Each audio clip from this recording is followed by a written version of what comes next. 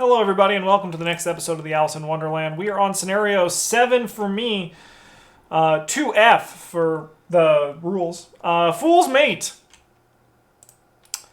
The winding paths through the rolling hills remind you of the Miskatonic Valley in a way. You might feel at ease were it not for the glimpses of strange creatures and wisps of shadows each time you look back over your shoulder. Your worries are compounded as the landscape smooths out to tidy fields and perfect squares. Immaculate hedgerows and canals line each plot of land. The grass of each alternates between darker and lighter shades to contrast with its neighbors. The parallel with a chessboard occurs to you at the same moment that you catch sight of several enormous white chess pieces, alive as any person and grouped together fearfully. The pieces regard your approach warily and hold themselves proudly until a distant creaking and cracking sends them back to shuddering timidly. A massive storm of shadows looms several fields beyond your own, churning but stationary. It is a travesty, is it not? You turn to find the White King staring grimly at the fearsome event alongside you. To think we once fought with such chivalry according to the rules of battles with the Red Army. You press the king on his comments and he realizes rather suddenly that you are not a native of Wonderland. You are perhaps another visitor from Alice's domain? You have impeccable timing. Completely wrong, but impeccable. My own army has lost its nerve completely. I am in need of new pawns. Strong and keen, brave and true. The king looks to you and stares in uncomfortable silence with a disappointed look stamped on his face. You will have to do. Oh, what the fuck? What an asshole. You attempt to protest being drafted, but the White King snorts impudently. Hush, hush, it's an honor to serve a king, you know. All you must do is travel to the 8th square and capture the Red King. Defeat the Red Queen as well, if you are able. You'll of course meet with some opposition, but I'm confident. No, confident is the wrong word. Optimistic? Satisfied? Yes, that will do. Satisfied that you will find success. Irritation builds within you at the White King's haughtiness, but you consider... Haughtiness? I think that's it. But you consider the situation carefully. You entered Wonderland to seek out and destroy Gareth Naka's shadows, and such a target is now within your sight. With any luck, you might even be able to convince some of the other white chess pieces to assist you in stamping out this corruption. With some resignation, you accept the White King's badgering and proceed to the edge of his defenses.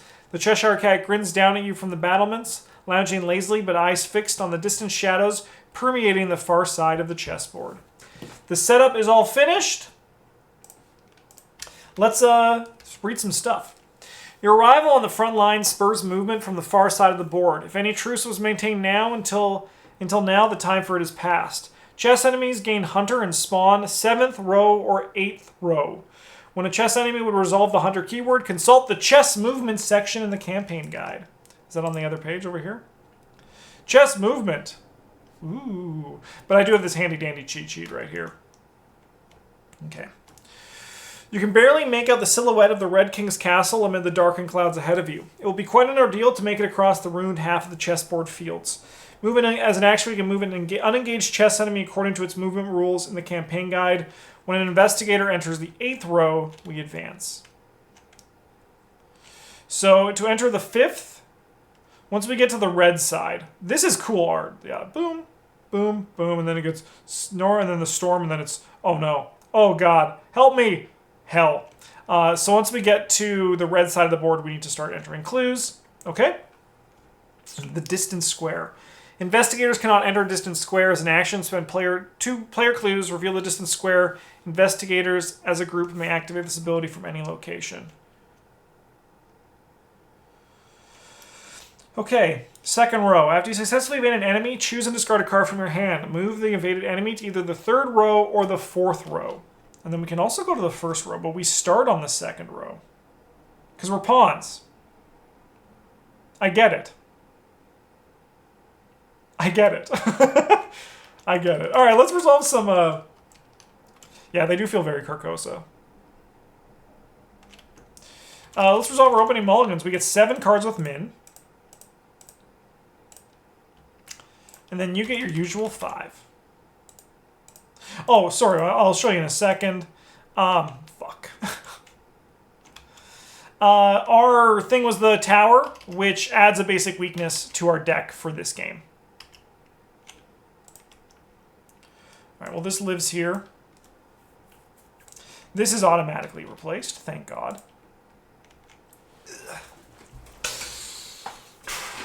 Oh, I'm done. I gotta redo this mulligan. I actually gotta redo this from the. I mean, I'll keep this in my hand, but I forgot to do my stick the plan, so I actually think I do need to back up. Yeah, we got there at the same time, Tasty Toast. I think because of the delay, you and I had the realization at the exact same time.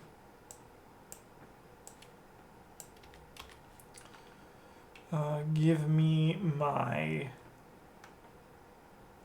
On the Hunt, and give me my Prepared for the Worst. Or is it Ever Vigilant? Yeah, Ever Vigilant. Boom. Okay. Now we resolve our mulligan.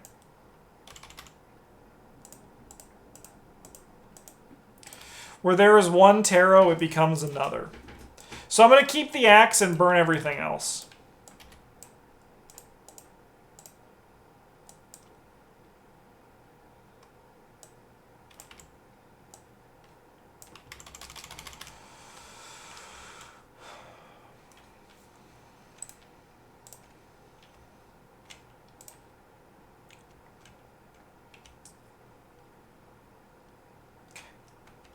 We can play this. We can play the Ever Vigilant. We can play this for 2. Play that for 2. Play that for 1. That's good. And at least we have a weapon. We have a weapon. Now over here, I mean, I have to keep the combo, right? I have to keep the combo. What the frick do you do?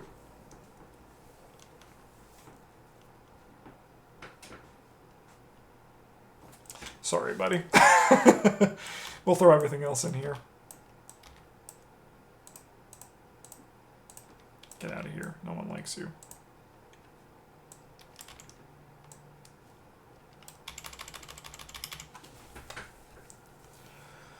Okay.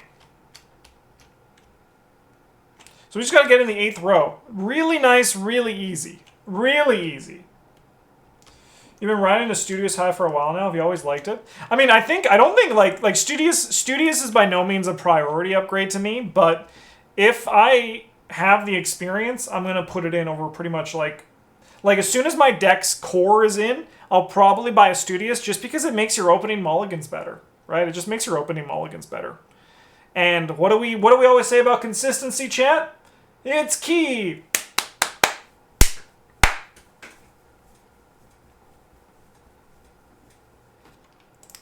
Okay, what am I fucking doing? I'm playing Arkham. Alright. Give the deck a shuffle. And let's go. So, Min's gonna, this is a setup turn. We're going to play Schaffner's Catalog.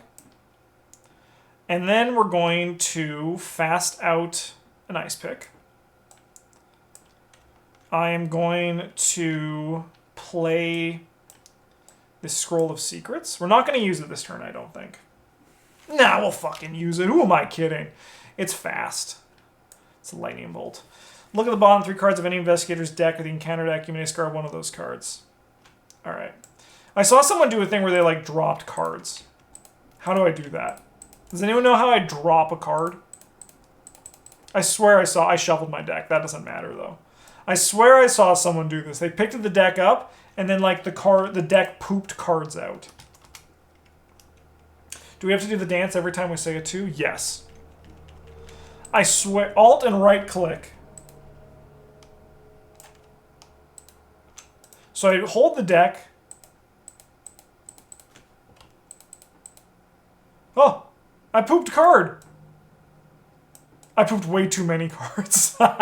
Stop! Alright. We're gonna just go like this.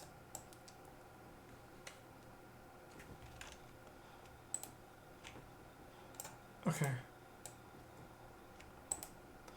Alright, so it has to be my right alt, which is really weird.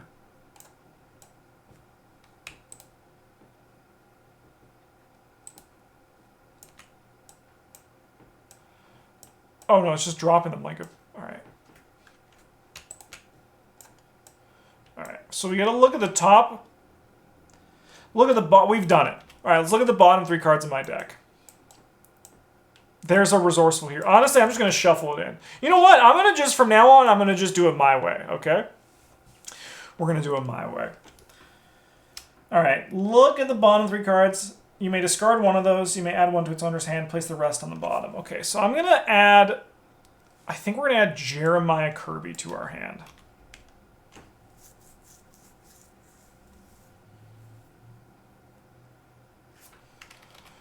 And then we put these on the bottom. We put one on the top, right? Sweet. I'm actually going to take one of those perceptions and I'm going to put it on top, baby.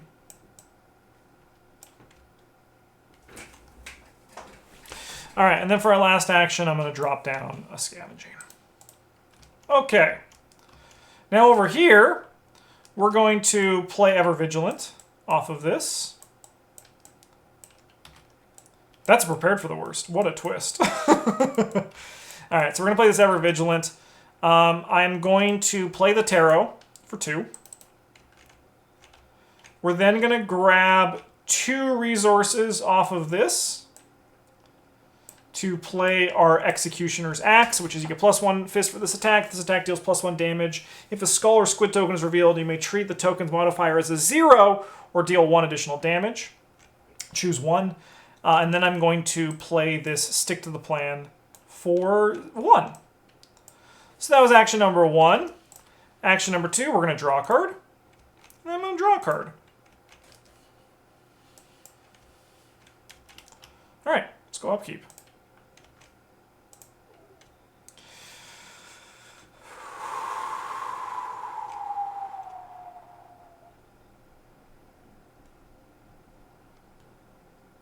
All right, good start. Good start. All right, we have 1 of 4 Doom. Evil card over here. Exchange Sacrifice. Put Exchange Sacrifice into play next to the agenda. After a chess enemy is defeated or discarded, the investigator that defeated or discarded takes 1 damage or loses 2 resources, then discard Exchange Sacrifice. I'm going to put that in front of Zoey because Zoey's going to probably be the one who does that. The Dodo, Surge, put it next to the deck. See you later, Jim. Peril. If there are no chess soldier enemies in play, promotion gains Surge. All right. Zugzwang. Zugzwang. Zugzwang? Attach it to your location. When you leave attached location, you must choose 2 different options. Take 1 damage, take 1 horror, discard 1 card from your hand at random, lose 1 resource. Okay. So what you're saying is, if we just don't leave, we've broken right through. We've beat the game, if you will. In that case, I'm going to spend 4. Then I'm going to gain 2 resources. Now, with Minh, I'm going to look at the bottom 3 cards. We got this. You ready? Boom. Boom. Boom!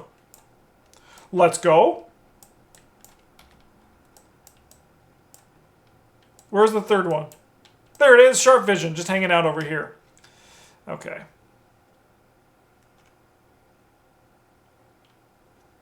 No, I think I nailed it, damn next. I never... If there's one thing I'm known for, it's never getting a word wrong. Okay.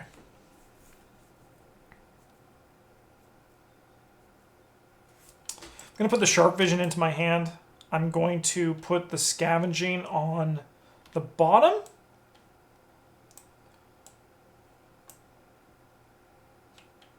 And then I'm going to put the Perception on top. I don't think cards should go under. Yeah, no, there's something cursed happening, Tasty Toast, 100%. You may discard one of those cards. You may add one of those cards. Place the rest on either the top or the bottom. All right, we are then going to play this Written in the Stars. We'll discard the top card of my deck. If it's a weakness, shuffle it back in. Otherwise, for the remainder of your turn, while that card is in this discard pile, commit it to each eligible skill test you perform. So we're going to investigate at 7-2. I'll make it 8-2. Why the frick not, right? -0, so I'm going to draw 2 cards and gain a clue.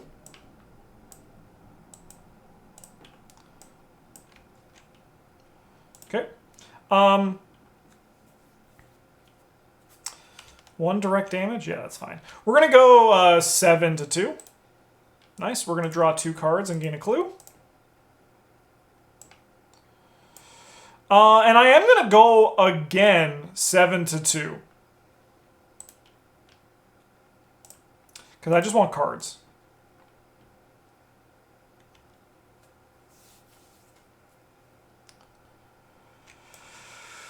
Okay. So I have to discard some cards here. I'm so sorry to the asset. And it's probably going to be this other Kirby that goes. So we're going to take 1 direct damage at the end of our turn, and then we'll go upkeep. This is gone as well. That's at the end of the round. Let's go upkeep. Yeah, I'll lose the other Jeremiah. Let's go upkeep over here. The Holy Spear! 2 of 4. Evil card. Promotion. If there are no chest soldier enemies in play, promotion gains surge. Bye. Humpty Dumpty. Discovered attack. Put into play in your threat area. After you enter an enemy's location or an enemy enters your location, place 1 doom on that enemy. Test brain or book 4. If you succeed, discard discovered attack. Holly's Pear. Pog. Okay. Overextended. Test for 3. This test gets +1 difficulty and peril if you're at a shadow location. If you fail, take 1 damage. Okay, sure. We're testing 3 to 2. -0, so we'll take 1 damage.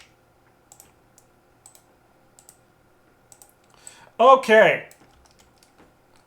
Now...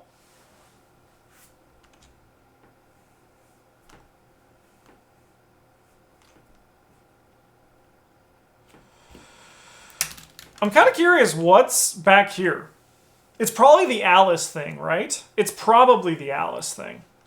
What does this guy do? I have to take a draw action and exhaust while any investigator... Okay. Okay. I honestly... It might be a little bit strange, but I'm not going to check this location out. We're just going to move forward. I think that's the line here. So I'm going to, as Zoey, we're going to draw a card. And I'm going to get rid of her internal injury. Minh is then going to move up here, and Zoey was connected, so that's exactly what we wanted to have happen, the 3rd row. After you move this location as your first action, move to a connecting location. Do I need these clues? Like, will these other locations have the clues we need? That's the question of the day. That right there is the question of the frickin' day. Because, I mean, I can get them very easily, right?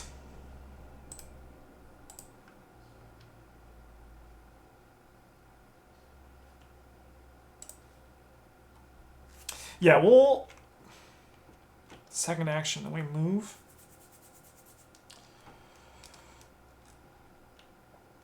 I think we're going to Lightning Bolt the Scroll of Secrets.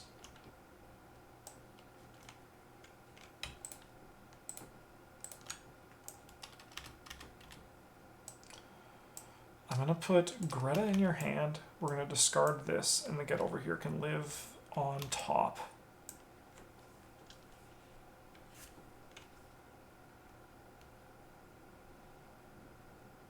Okay. Okay. So let's say we investigate here. I mean, we can use a sharp vision, right? I mean, we probably want to grab the clues. So yeah, we'll investigate with the sharp vision. I'll use the ice pick too. We might as well. We have 4, 5, 6, 7, 8 to 3. Give me those clues.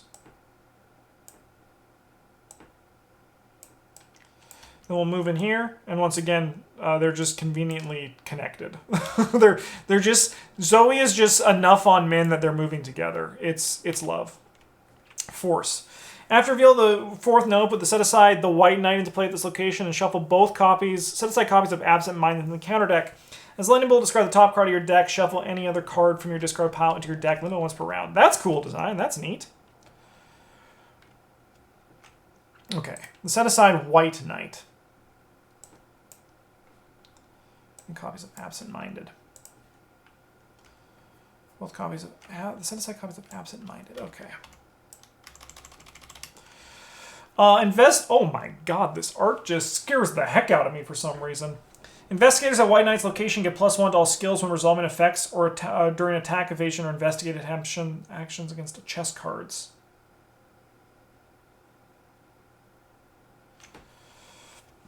If the White Knight... Oh my god, there's a lot happening here. My brain is a little bit... Alright.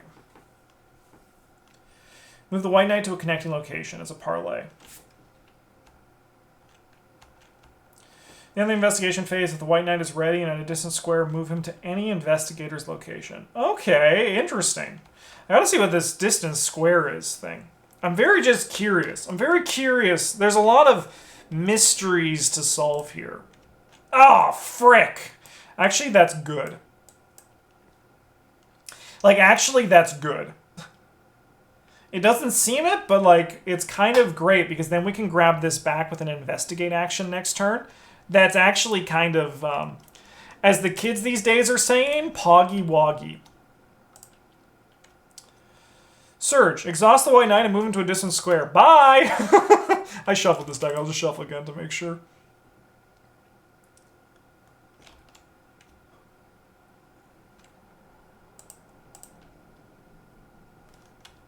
Deepening Dark, attach your location, it gets +1 Shroud. Shadow and enemies at the attached location get +1 Fight and +1 Horror. Roger Dodger!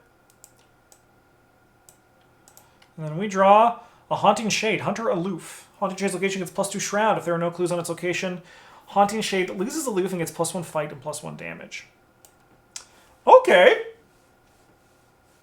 Okay.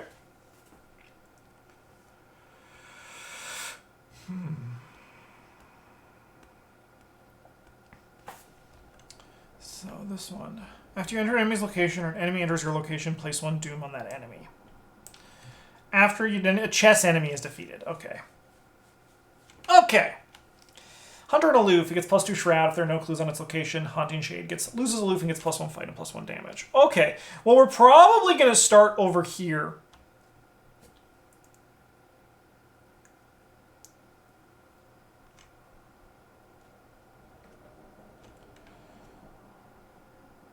So this guy will become a 4 when all things are said and done. Actually, I think we want to leave the clues for Zoey.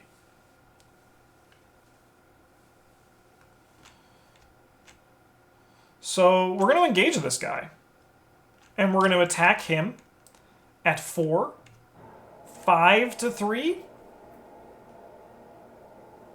I'll go 6 to 3. Are we at a shadow location? Yeah. No. No.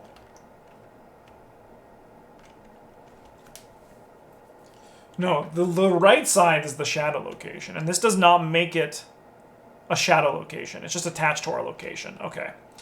So, we had 4, 5, 6... Oh, I'm going to treat it as a 0. Oh, it doesn't even have to worry about it. We could just treat it as a 0. Yeah, because it already deals +1 damage. Perfect. Burn in hell, punk. With our additional action, it's going to be really simple. I think we're just going to clear this thing out.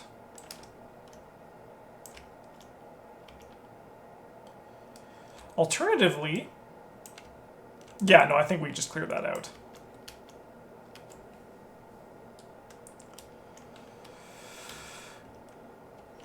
Okay. Now over here, we're going to investigate this location. So, I'm going to commit this. Surprised you didn't use Scene of the Crime. I was very much considering it, but the reason is I want to investigate and get rid of this King in Yellow, while also grabbing back this Scroll of Secrets. So I actually think it's better if I try to get rid of the King in Yellow with this. I'm going to only worry about the modifier if we draw... We'll see what the token is. We're good. So, I'm going to draw 2 cards. I am going to...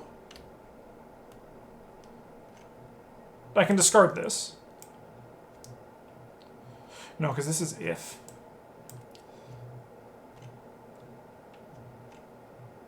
Don't you have one last action?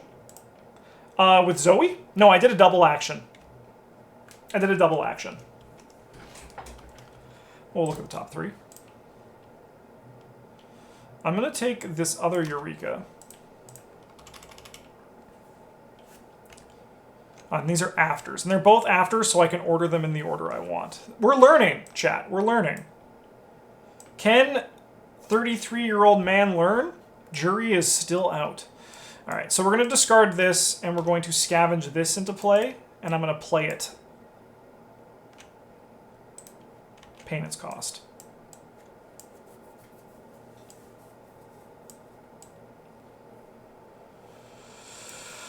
Okay.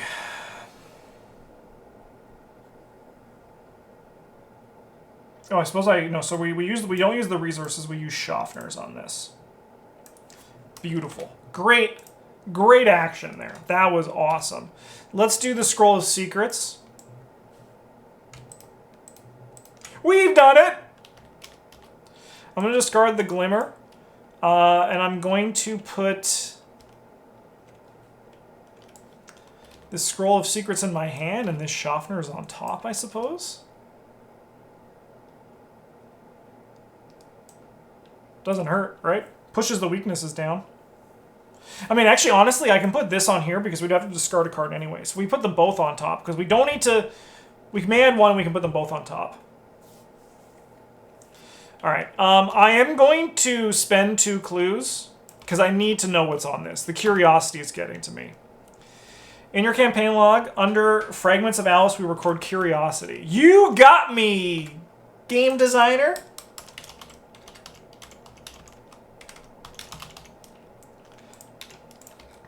You got me.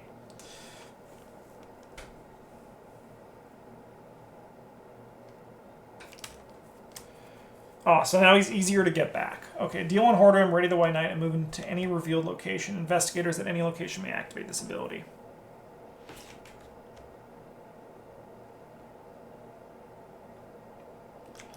Awesome. Okay.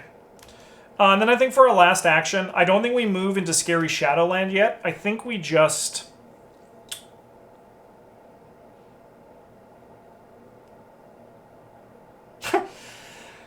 I could test this. We can test this out. So I might as well, right? We have 4 to 4. We can go 5 to 4.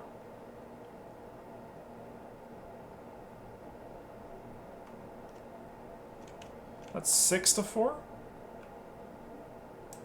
I can go 7, 8 to 4 because those are our discard piles. Actually, like a good thing. Didn't even need that many, but like I'm not upset. We're gonna replace the Eureka. I put those cards on top. We're about to get a shuffle. Oh, I want you. If I can get you, that'd be sick. Give me the Scroll of Secrets. I did it again. Then we'll shuffle. Okay. We're gonna go to upkeep. That medical student is huge. I'm probably gonna keep it for my leg injury. And this advances. Your preparations to cross the center line have been carefully observed. The red pieces storm out from the darkened castle. You've noticed that from the first attackers that the pieces still somehow obey what you would consider normal chess rules. Is the king still guiding their movements, or is it such a core part of the pieces that they move instinctively? Search the encounter deck and discard pile for a King's Shadow and spawn at the lead investigator's location. Shuffle the encounter deck if it was search.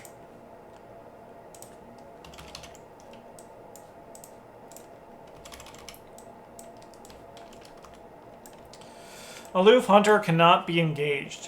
When you leave King Shadow's location, it attacks you. After you successfully investigate or discover clues from your location, deal 1 damage to King Shadow.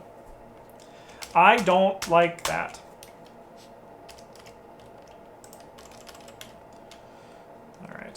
The battle on the chess field continues with increasing fervor. Red pieces flow out from darkened half of your board with surprising speed to meet your approach. Chess enemies gain Hunter and spawn 7th or 8th row. When a chess enemy would resolve the Hunter keyword, consult the chess movement section of the campaign guide. No, but we can move him. Nope, he's not a chess enemy. He's just a guy. He's just a guy having a good time. All right, so pawn spawn 7th or 8th row.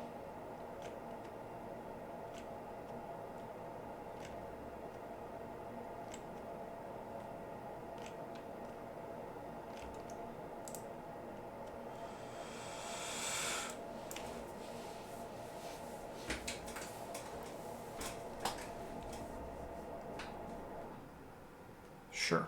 Okay.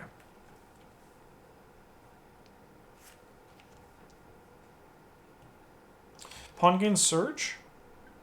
Oh. Yeah, he does. I think no. Is this a passive ability or a revelation ability? Like, is this now an active text that exists on the board? Because that's how I read it.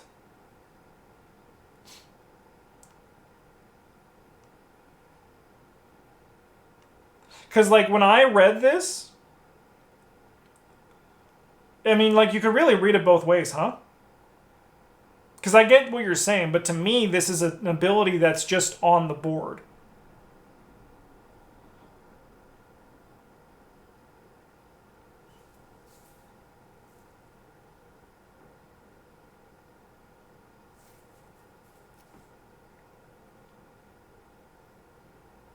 To me, it reads passive. Yeah, you mean like if there's a pawn in play, then the first pawn. I mean, honestly, I feel like to me, I read it as it reads passive.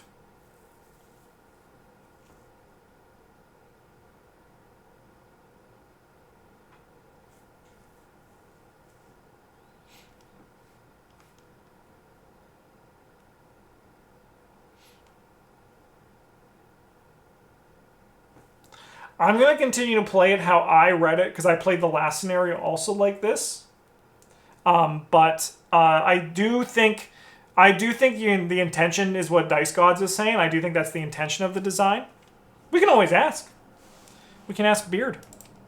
He's in the Discord now. But I think for this one, I'm just going to play as it is. As I have been playing them in my headspace. Okay.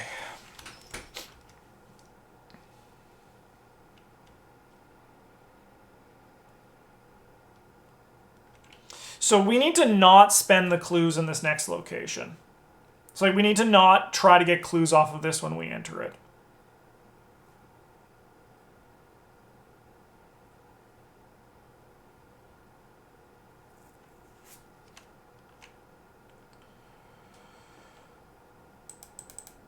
So I'm going to play Jeremiah Kirby. And I'm going to say odd. Okay, we can grab this. We grab that. We grab that.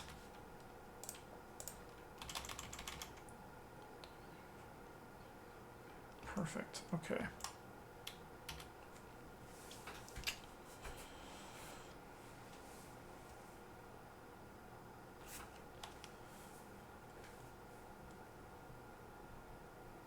Okay, okay. I am going to then...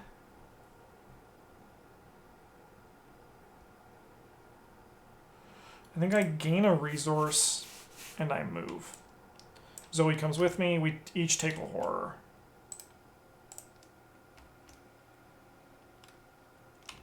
Spend 2 clues to enter this location. After you feel fifth row, reveal the top 5 cards of your deck and draw each weakness, and then shuffle your deck. 3, 4, 5. Sure. This goes there. This comes here.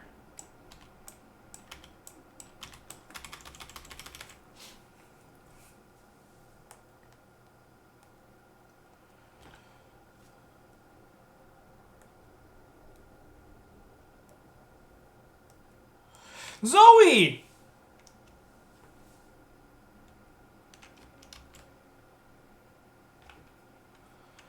I am going to gain a resource. We're going to play Greta. And then we're also going to play a Holy Rosary.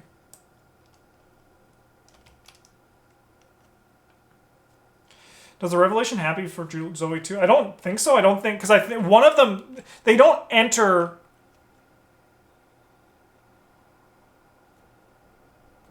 Does it happen to both of them? Would it happen to both of them? That's a great question.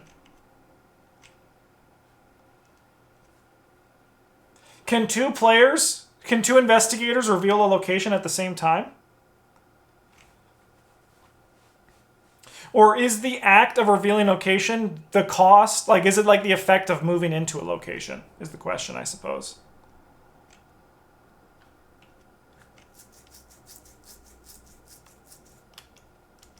Yeah, like, are they both considered revealing, or is it just because... So I think you could choose. So, like, only one of them reveals the location.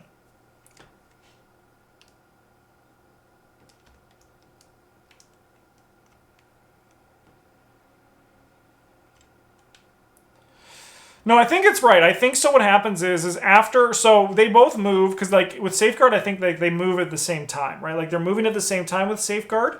But then you have one person who spends this, and then they're probably the one who is forced. But because it's as a group, it could, like, either can do it. I think you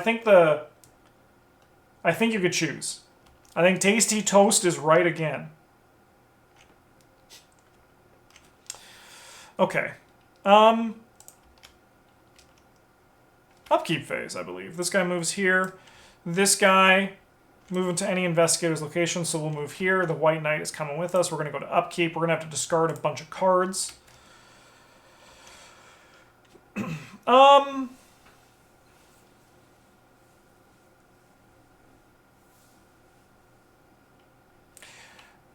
can lose this.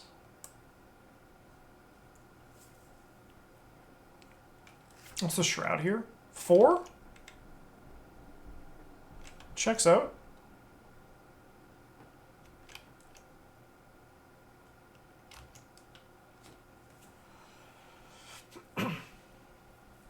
Tasty Toast is right again. Basically my catchphrase at this point. Don't get cocky. Overconfidence is the greatest enemy. This is crazy, but I'm throwing away a lucky. It's wild, but I actually think the other stuff in my hand is just better, and I need my resources for things like this. Alternatively, we just discard that. That's probably the correct line. All right, let's go over here. 1 of 4. Evil card. The Duchess surges into. Here you go. It's your cat now.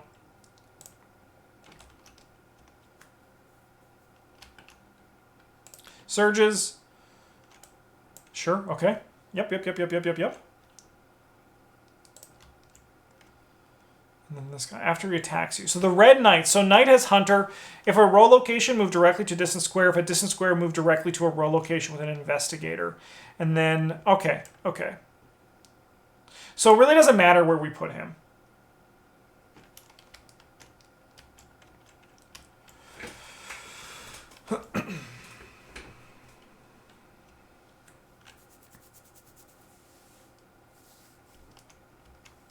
Okay.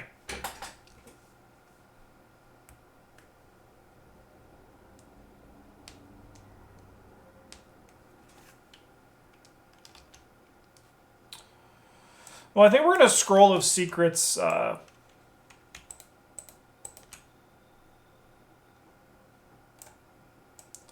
shuffled my deck. We're going to Scroll of Secrets Zoey over here. All right, so we're going to discard the Nihilism.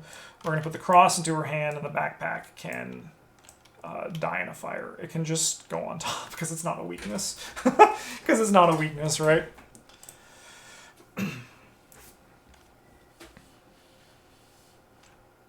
All right, so then we're going to investigate our location. We have 4, 5, 6. Give me a 7. We're going to go 7 to 4. We'll go 8 to 4. It's not great, so I'm also going to put this. We'll go 10 to 4 because we really want this resourceful to hit. Beautiful. All right, so we're going to scavenge up this Grizzly Totem. We're going to do all the stuff we need to do. We're going to deal a damage to this guy. We're going to grab... You've seen all your weaknesses, though? Oh, I have seen all my weaknesses. Honestly, Tasty Toast, I have everything I need in my hand. I'm not gonna sweat over where I'm gonna put my backpack. I'm just not gonna sweat about that. Honestly, if I don't play a card, I'm discarding the backpack. I'm not too concerned. We're in a pretty comfortable spot here.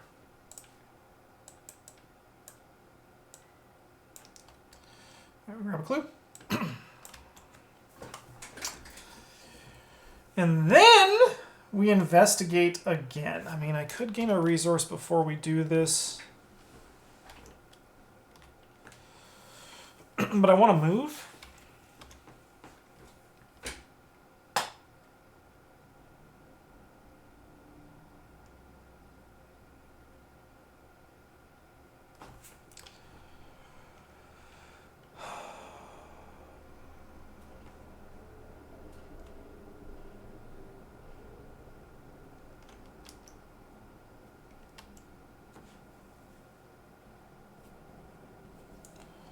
We could realistically stay here this turn. What do we lose if we stay here?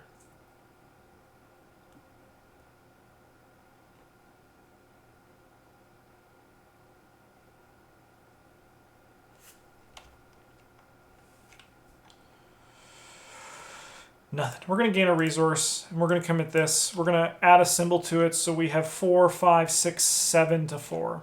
So 4, 5, 6, 7. 7 to 4. Sweet. All right, so we have to draw a card. We must. We kill this guy. Some things happen. Nope, that's not a chess enemy. Nothing happens. Go on your way. Go on your way, citizens. Okay. So I think what we do is we play the cross, and then I'm actually going to gain a resource, and then I'm going to parlay with the white knight and send him up here. All right. Upkeep. 2 of 4. This guy's hunter. He moves up here. After running an attack, so you lose 1 resource, 2 resources. Instead, if the knight might move to your location before attacking. All right. Evil card over here is the caterpillar. Put the caterpillar into play next to the agenda deck. After the last clue is discovered from any location, each investigator must discard 1 card from his or her hand at random, then we discard the caterpillar.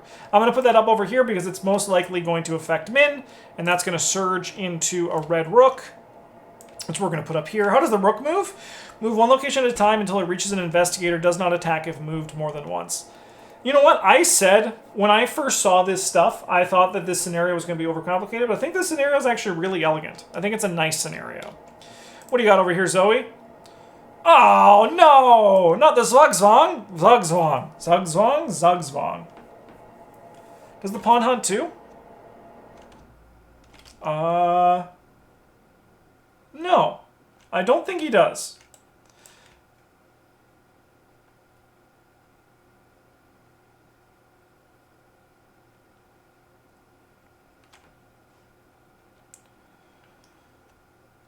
Because I don't think there's anything that has given him Hunter.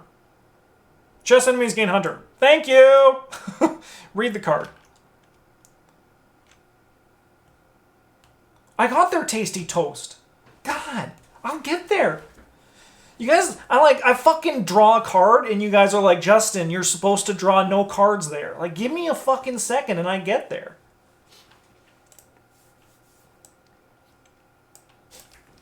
So is the White Knight dead? Why would the White Knight die?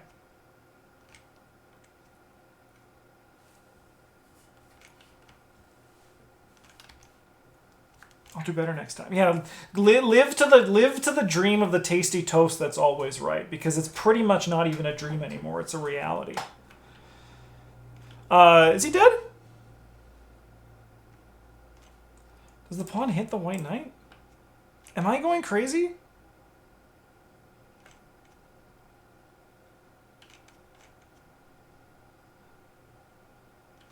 Would he hit the White Knight? I don't know if he hits the White Knight. I think he's just a guy.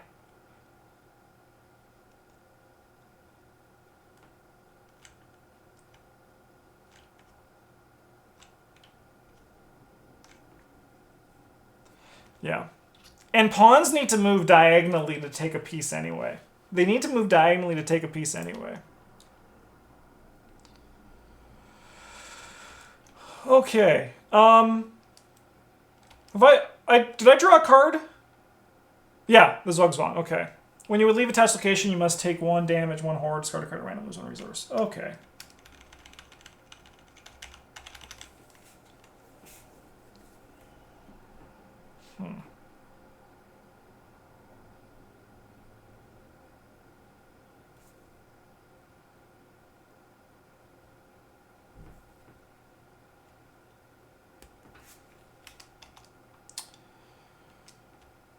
I mean, I think this is all just golden, right?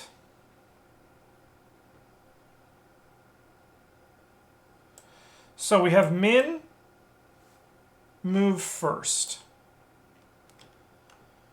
And Min's going to move into this location. So we're going to have some stuff. So she's going to discard a card from her hand at random. The Unrelenting is actually probably... I mean, obviously we would have loved to have gotten rid of this. But, and then we'll lose a resource.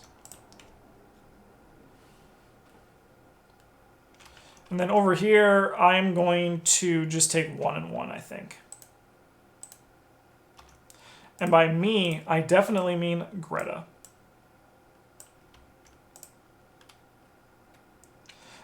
This guy... Okay, so they're both going to need to do this test.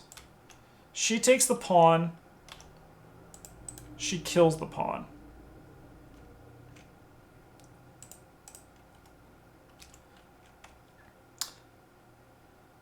And then we're going to take 2 damage for defeating that.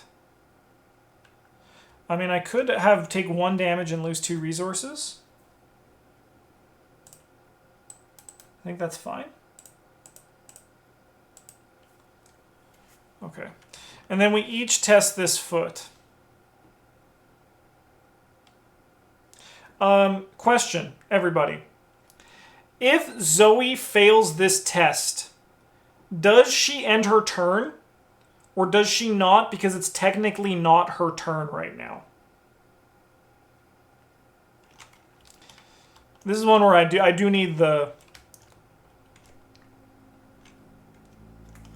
I need the chat guidance.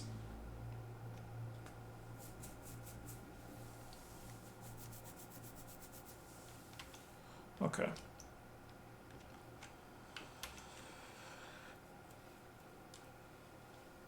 It's not her turn, so there's nothing to end. Thank you, Tasty Toast. Can your turn end if it never started? Man, this is some Aristotle shit, Astute Dunsparce. I don't know if I can talk about this. Talk about this anymore.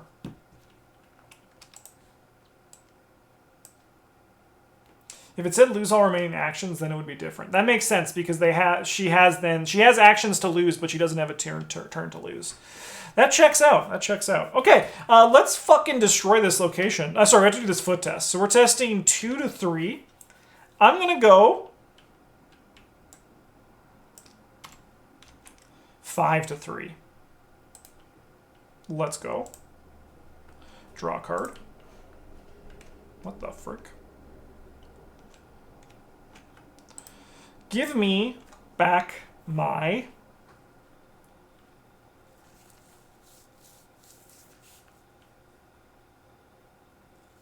Min's only taken 1 action, right? She's moved. I mean, give me back my frickin' good stuff.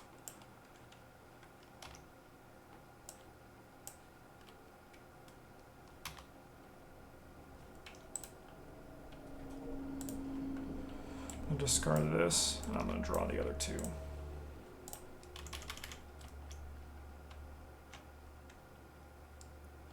Okay.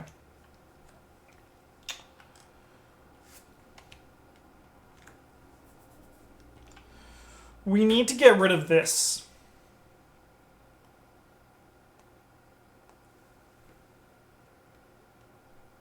We need to get rid of this or the agenda is going to advance.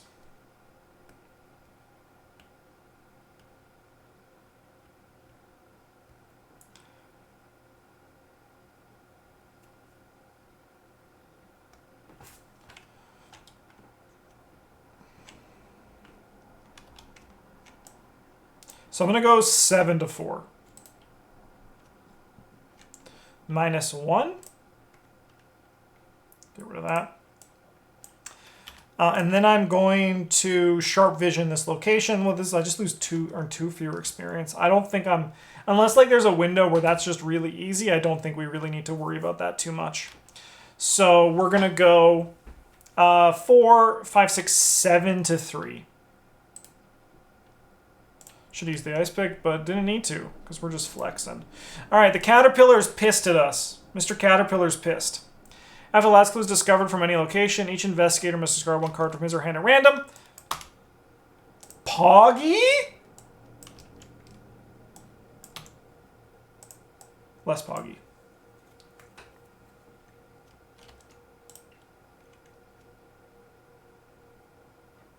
Can that actually happen? I always forget this.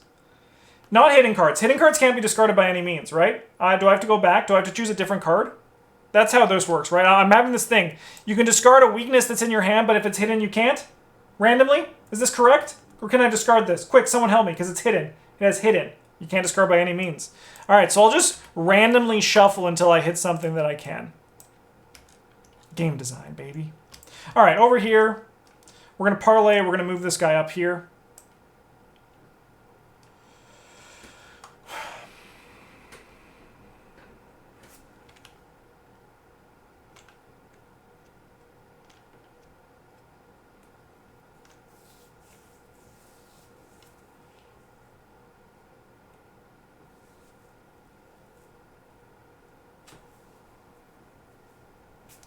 Just going to gain 2 resources. All right. I guess we're just going to lose those resources. I'll take 1 and 1.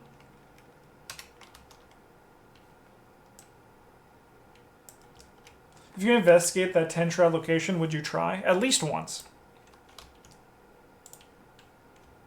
I would try at least once, Astute Dunsparce. All right, we're 3 of 4. This is gone. Evil card. Give me back my dumb cat. Test foot 3. This test gets +1 difficulty if you're at a shadow location. If you fail, take 1 damage, 2 damage so that there's a chest in your location. If you fail by 2 or more, lose 2 resources. I don't want to have fun anyway. We're testing 2 to 3. Realistically, I'm probably never going to play this. So we'll go 1,000,000 to 3. And by 1,000,000 to 3, I like literally just mean 7. Sorry, I mean 6 to 3. So sick. Draw a card.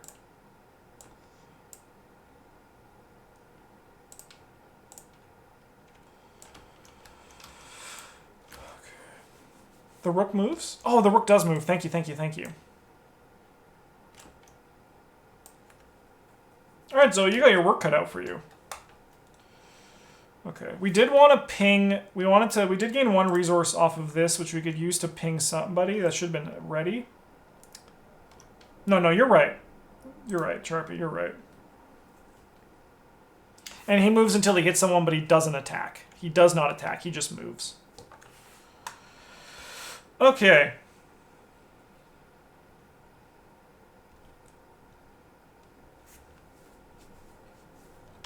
Are you guys ready for gaming? Are you guys ready for absolute gaming? Min's gonna move in here. We're gonna spend the 2 clues. When you read the 7th row, search the encounter deck, describe pile for a chest enemy and spawn engage with an investigator of this location. If you search the encounter deck, shuffle it. This shouldn't be exhausted, right? That should have readied. No, sorry, we gain actually 2 money as well because these guys, and this is not limit, once per. Give me a chess enemy. Give me this dumb frickin' pawn.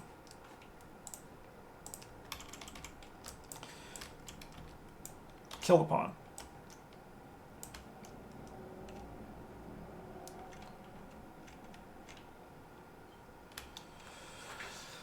How much damage do you have to deal out?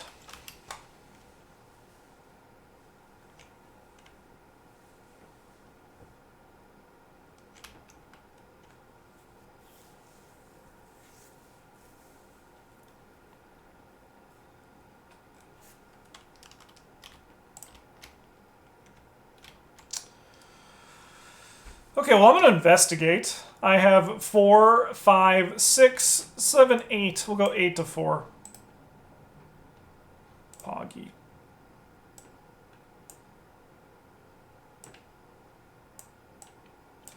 Then for our last action, I'm going to spend 1 and grab the guys from the discard pile.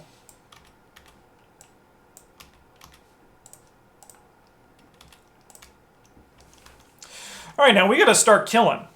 That's what we got to do here. These guys each have 2. The red rook's going to live to fight another day, depending on the token we draw, of course, though. Okay, we're going to attack this Hunting Shade. He gets +1 fight, so he has 3. We don't get the chess guy's bonus from this, but we do have 4, 5, 6 to 3. 6 to 3 is fine.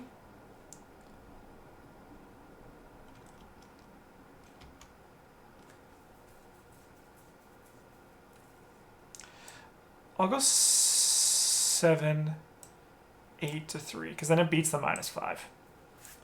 Tablet, -2. If this token is revealed during a fight or evade attempt against a chest enemy, reveal another token. I'm going to just discard Humpty Dumpty, I think. Cancel that token.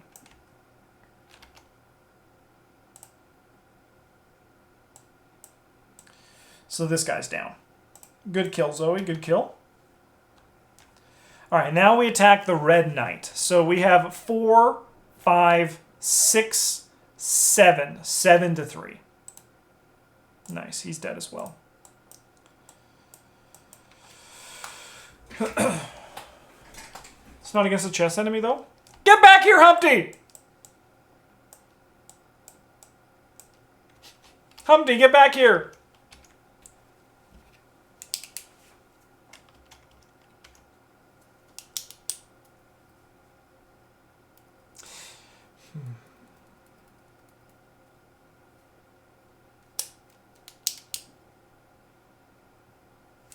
I'll have 1 action left.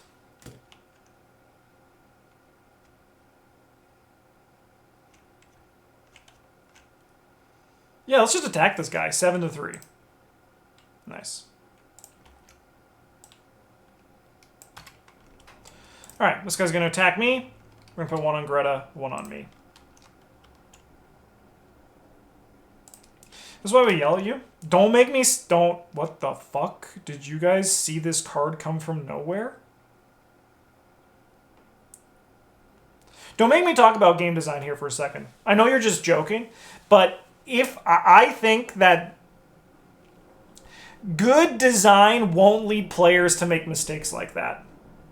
So I feel like this scenario should not have non-chess enemies for that reason. That's just my thought anyway. It's the same thing why there's the thing that looks like a Byakhee and smells like a Byakhee, but is not a Byakhee in that one scenario in that came out of nowhere, right? That one scenario in Dark Matter. I just feel like it's one of those things that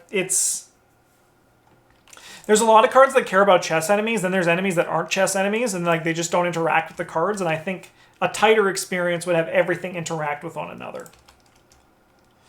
Let's flip this shit. The red pieces pause, they're fighting to bow, and I mean, once again, I will preface this by also saying that those are my own personal opinions on game design, but my personal opinions on game design don't matter in the long run, because I'm just some guy. I'm just some guy. The red pieces pause, they're fighting to bow and kneel as an opposing figure emerges from the shadowy veil. The red queen, her face somehow both hard and soft at once, gazes hatefully across the fields at you as power swells within her. Shadows pour from her robes and she begins to mutate further. Strike down the invaders. She bellows, racing towards you with tremendous speed. Spawn the set aside the red queen at the 8th row. RTFC? Yeah, no, very true.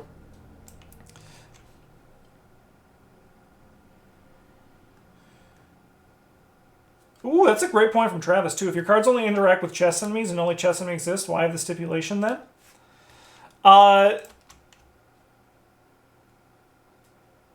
Great question.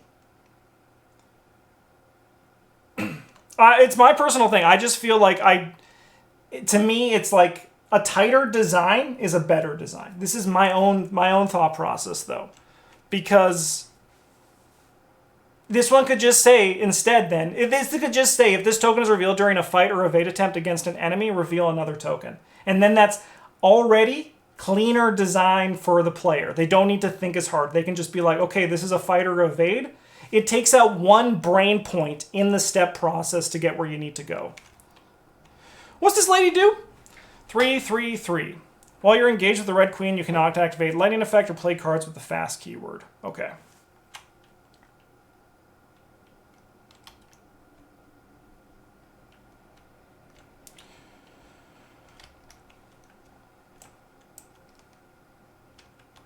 As the Red Queen advances upon you, the shadows spread with the speed of a wildfire toward the White Castle. Darkness begins to claw at the sky, and each piece of the landscape appears like a blackened copy of itself.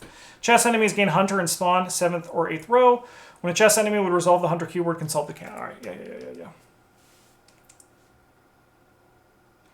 IMO, that is like a visual design issue where the chess enemy should have obvious indicators through either their frame or their art. Actually, that's a great point too. That would be nice if this game actually had more of. Visual indicators for things. You actually see that a lot in Marvel Champions. Marvel Champions is really good with its visual design. It has a lot of things that shortcut things for you as the player that I think that this game could benefit from. Like, for example, I think that, like, if they made this, like, because with Marvel Champions, if, like, for example, something triggered when an enemy attacked, there would be something that notes near, like, for example, the damage that would say, like, the enemy attacks this way. Because in Marvel Champions, there is something that when an enemy attacks and it has a special effect, there's a star next to their attack value. And I think that's one thing that I feel like if they could, it's probably much, it's one of those things that, like, if, to be fair, I didn't think it looked like a chess piece or had a chess name. No, it's true. It's true. But the thing is, what Travis is saying, and what I'm also saying, is the more shortcuts that you can put for your players, the less likely they are to make mistakes, right? Players make mistakes. That is what happens, right? But the more you can do as a designer to help your players not make mistakes, in my mind, in my opinion, the better designed it is. Because it's, and like this is something that the beard, like, is like what Travis was saying. This is a visual design issue because it's hard to, what the card has here for the enemies is so limited and so clunky, and like you have to basically, in some situations, read everything on the card, like every enemy in play sometimes in this game, and there's no designator to shortcut that for you. Like, we can talk about this, but I've played many board games, right? And like I think that Arkham is one of, like, has the most of these issues. It has some of the most complicated rules, but Lord of the Rings is just as complicated and also pretty bad. Never mind. I don't want to talk about Lord of the Rings. That one's also pretty rough. There's a lot of rules in Lord of the Rings that just don't make a lick of sense. All right, evil card. Hate this guy. Edge of your vision. Test brain X. X is equal to your location's shroud value. If you fail, search the encounter discard pile on deck for a shadow enemy and spawn and engage with you. If you search the encounter deck, shuffle it. Then take one horror for each shadow enemy or location.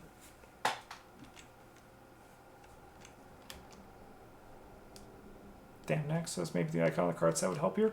No, I think like ultimately having it just specify chess enemy works with like what the world of Arkham has. Like I don't think there's anything that Beard could have done differently apart from rewriting the card, right? I think this is like what Travis is saying. I think Travis is 100% right. This is like a visual design thing as opposed to game design. It's like a visual design part of it. My shroud here is 4? We're testing 5 to 4? Do I have any brain things I can get on this? My spear.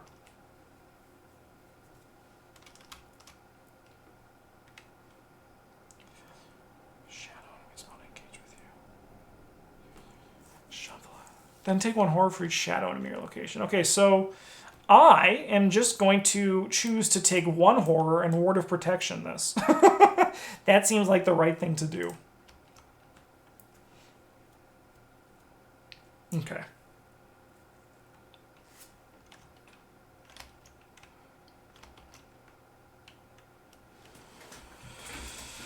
Is it bad for us to enter the 8th row?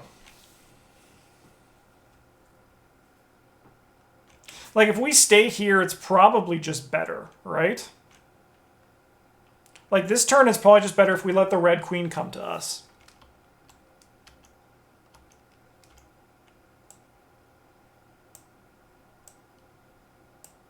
Oh, I see what's happening. There we go. That'll fix that problem.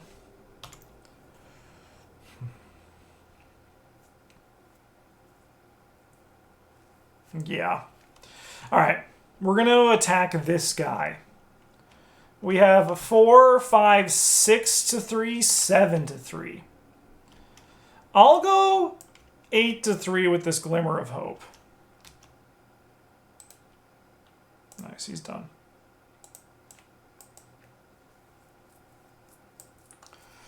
Next action. We're going to play Medical Student. I'm actually going to heal Zoey.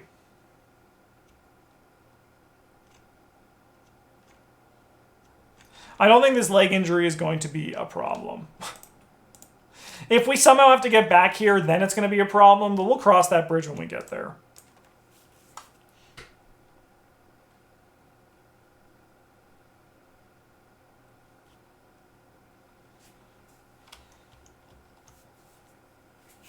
I have 1 action left.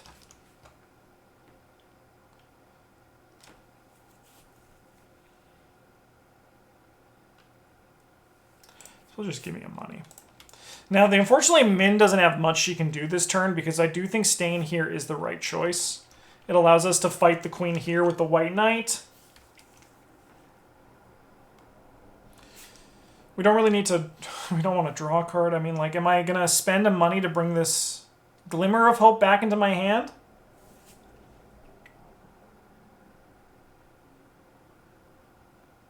Maybe.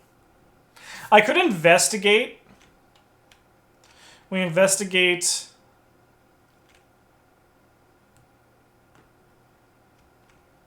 We can investigate 5. We can investigate 6 to 4. We can investigate 7 to 4. That's probably worth it. No, we fail. Okay.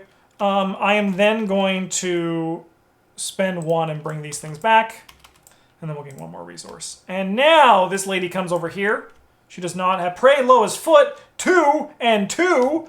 Oh my god, we've cracked the code. Sorry, medical student, you're dead. We're going to gain a resource, and then we're going to ping her.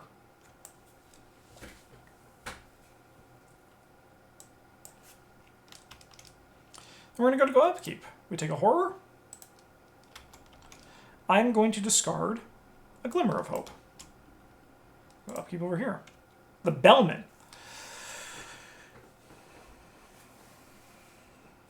God, there's so many weird cards. All right. 1 of 8.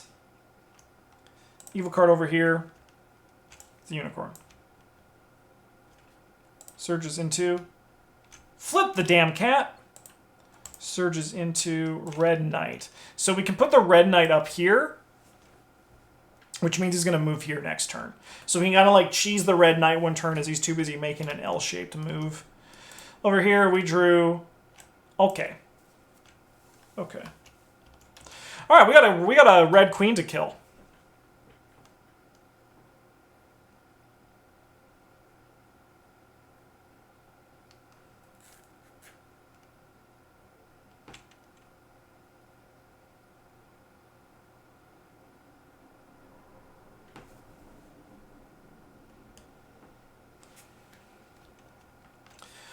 Okay, so we have 4, 5, 6, 7 to 3. We'll go 8 to 3 with this. You should be exhausted. 8 to 3. No, you shouldn't be exhausted. I'm an idiot. Yeah, 8 to 3. Cool. She'll take 1 damage, 2 damage, 3 damage, I believe? 1, 2, 3. Yeah, 3 damage. So she'll go to there. Hate this guy.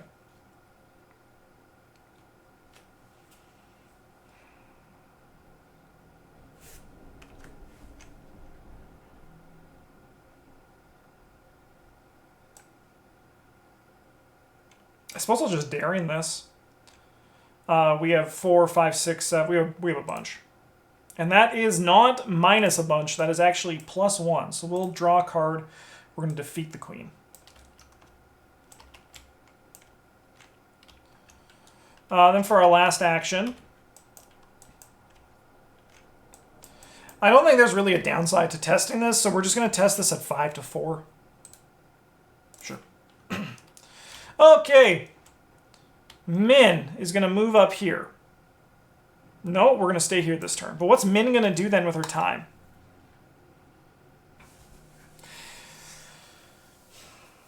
Oh, we can just test this. So yeah, we're going to test this book test. So we're going to put the glimmers of hope on this, and we're going to bump them up. So we have 4, 5, 6, 7, 8, 9 to 4. -5. Get out of here. We'll draw a card. And then I'm going to play a Scavenging because I have the action, and then I'm going to draw these Glimmer of Hopes back into my hand because... Oh, no. We're not going to play this. We're going to grab the Glimmer of Hopes, and then I'm going to investigate my location. We have 4, 5, 6, 7, 8 to 4. You know what? I'm going to get rid of this. There's a -5 in there, and if I'm going to be getting rid of that, we might as well get rid of it.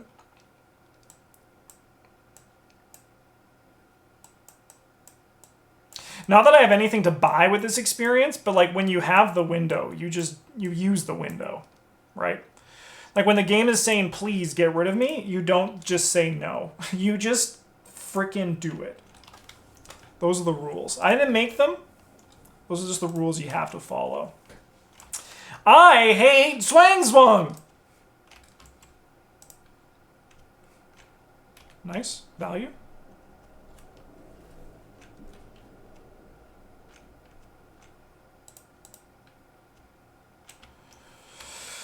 I'll kill him.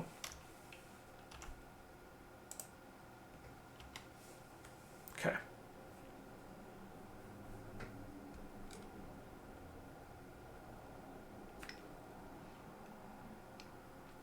Okay, well, we want Minh to go first. And she's going to fast out this ice pick. She's then going to move in here. So, a bunch of stuff happens. We each take a horror. And then I'm going to discard a card at random from my hand. See you later, deduction. Goodbye, Holy Spear. 5 experience to just sit in my hand the entire game. And then I'll lose a resource, I think. I think I'm okay with losing a resource. No, I could take a damage. I could put that on Jeremiah.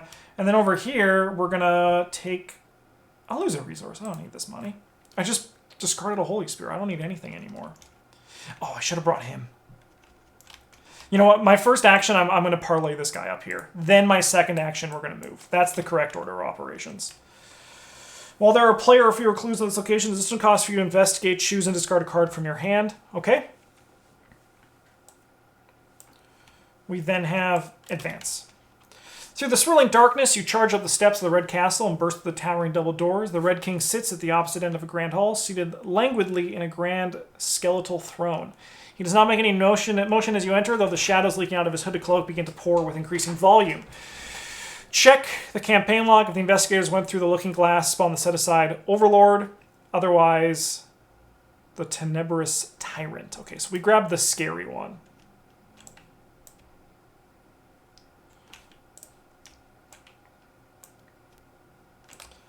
So that can go with Zoey.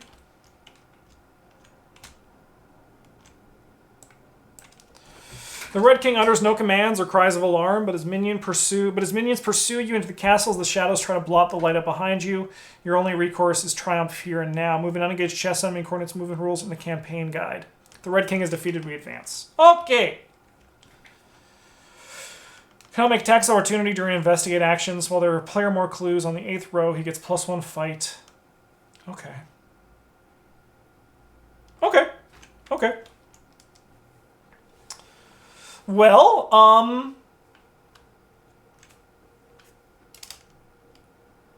well, there are more than player clues, and while there are player clues are fewer. Easy. Easy.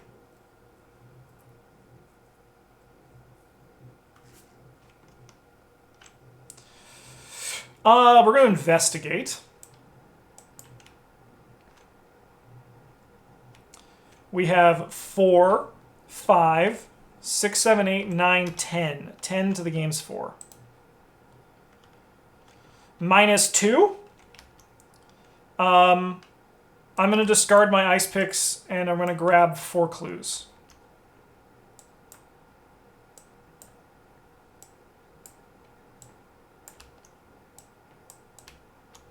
I had to spend 2 clues to enter here, by the way.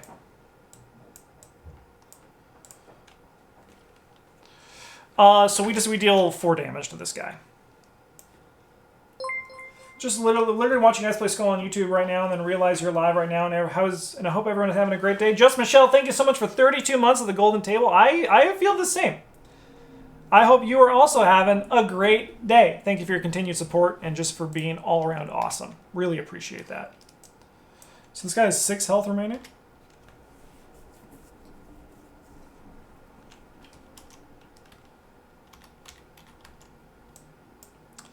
So now we just have to kill this guy.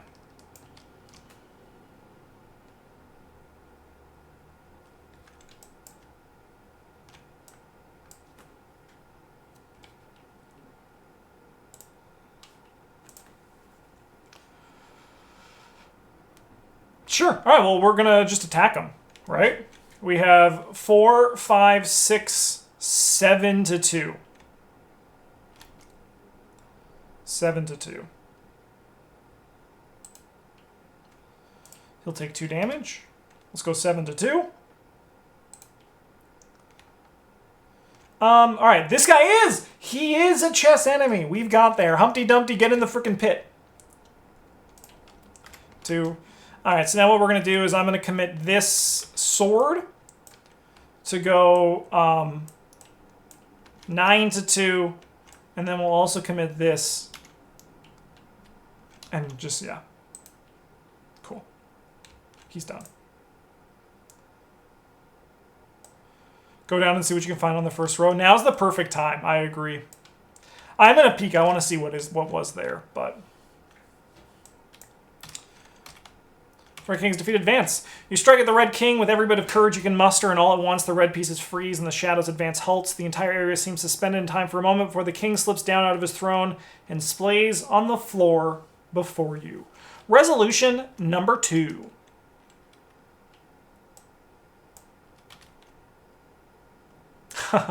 I'm glad I didn't go there. All right, resolution 2.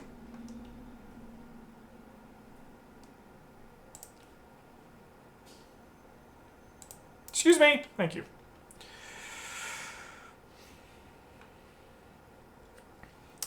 You approach the fallen Red King cautiously. The shadows have ceased to flow out of him, but you're not about to take extra risks if you can help it. Moments pass without event, and gradually the sound of the Red King's labored breathing magnifies. You turn him over and are astonished to find that despite his injuries, the king is asleep. You open the Red King's eyes manually, only to find them filled with swirling darkness. Whatever shadowy power has possessed the king is keeping him alive even in this state. You ponder the possibilities, and it soon becomes clear to you what has happened. Gurith Naka is the kneader of dreams, and even the denizens of the dream can have dreams of their own. The Red King's dreams sustain the shadows as they try to consume both Wonderland and Arkham. You grimace with a pity as you deliver the merciful killing blow to the Red King.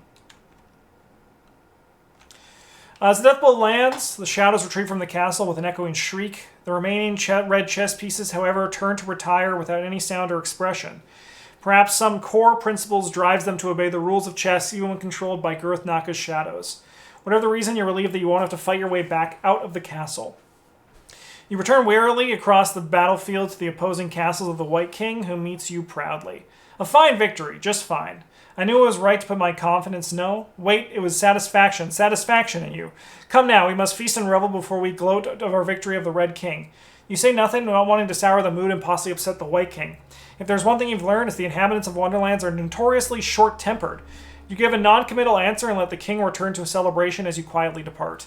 In your campaign log, we'll record that the White King celebrates victory.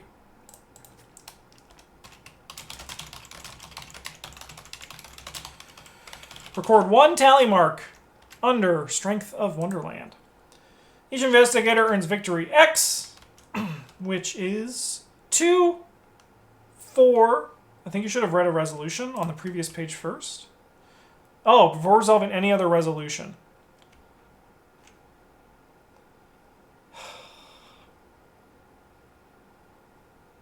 Why? Don't. This says resolution 2. I know I'm supposed like this. Everyone's just joking and saying like, they're going to be like, Justin, read, just read. And you're right. I should just read. But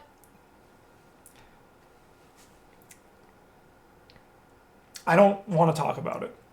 So I just get 1 tally mark and I record that the White Knight rebels in That's it?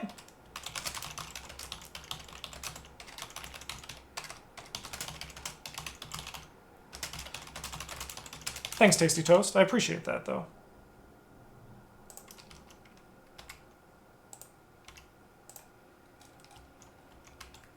So here's the best part about, for me, play testing your scenarios, is that you gotta just assume that an idiot's playing, and I will give you that idiot experience. And if an idiot's gonna screw it up, you might want to ask, do I want an idiot to screw this up? Because this idiot, he'll find a way to screw it up. I promise you that.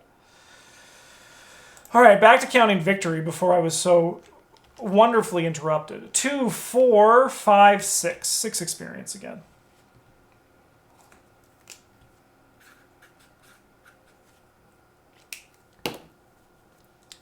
Okay.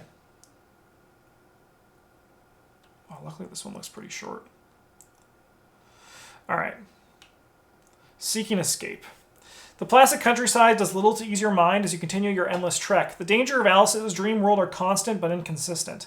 Any creature, object, or bit of scenery could prove to be a maddened menace.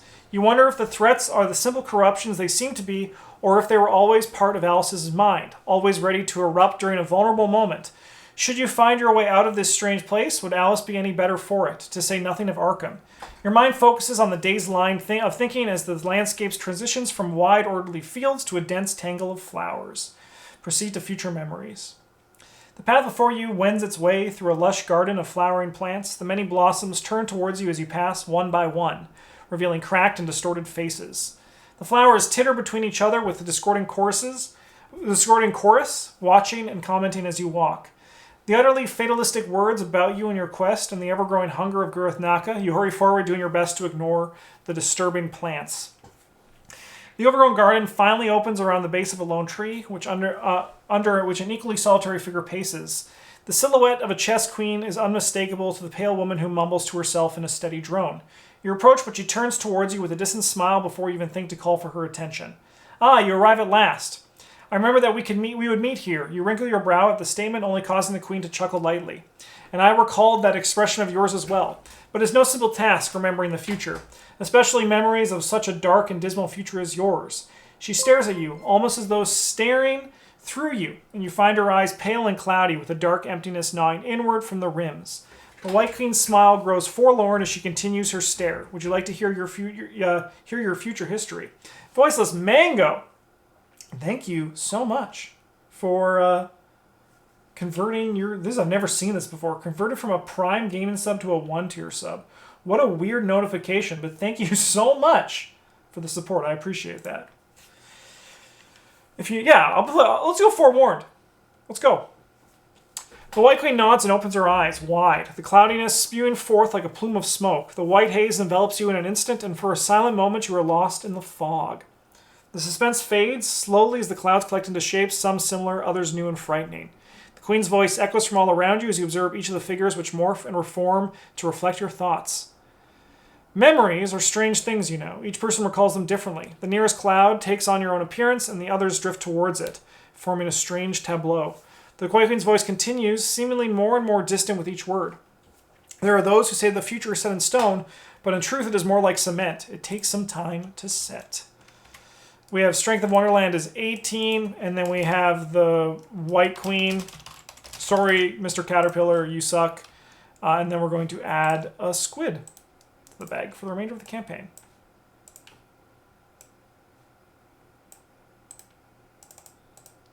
It's a big bag. All right, guidance from Alice. Between blinks, the enveloping haze vanishes and the White Queen along with it. You still stand beneath a solitary tree, but the surrounding flowers have all wilted. You hold your breath for a moment, an unconscious reflex as you wait for any faint sound from the eerie blossoms, but without result. Slowly their fallen petals shift on the wind, forming larger shapes on the dry grass around you. Lines and contours run together, and all at once the image clarifies into Alice's sleeping face. It shifts as if breathing in, holding for a moment before blowing upward in a funneled gale. The petals soar, swirling around you and suspending in midair to form a line, a path. You're unsure of what state Alice might be in, but it appears that she still has the ability to help guide you through her dream. You follow the floating blossoms out of the bizarre garden without delay. We go to Lucid Nightmare. The final scenario. So sick.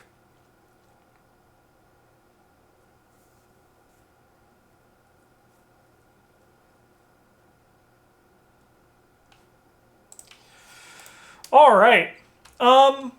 This was a great scenario. I think this scenario was awesome. I was so worried it was going to be complicated. Like anytime, I'll be honest, anytime I see a note card, I'm like, oh no. Oh no, I'm in trouble. But this scenario was fun. It was elegant. It was flavorful. It was really nice. It was a great scenario. I really liked this one. I do think that with this campaign, I've really enjoyed the majority of the scenarios. I think there was only 2 that I didn't like. But there's been a lot of good stuff, and both of the scenarios we played today were really good. So I'm excited to see how this one ends with this spooky, scary Lucid Nightmare. And we're going to see if we're going to save Wonderland or not. So, thank you so much for everybody who watched here on YouTube and who was watching live on Twitch. If you want to support the channel, the best way is by liking, commenting, chatting, following our Discord channel. All of it's huge. You can also join our Patreon, which is down in the description. Thank you so much for watching. I'll be back next week to finish off Alice in Wonderland. Have a good one. And as always, GG's.